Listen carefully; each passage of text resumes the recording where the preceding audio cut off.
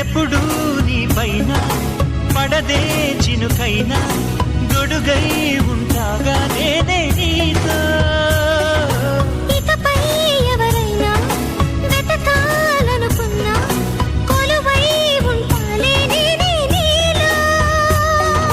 నూరేళ్ల పాటు నేనే నీ చుట్టూ కంచై కాపాడనా డాక్టర్ కాడు ఇంజనీరు కాడు ఊరు పేరు లేనాడు ఎందుకు నచ్చాడమ్మా ఇటువంటి కుర్రాడు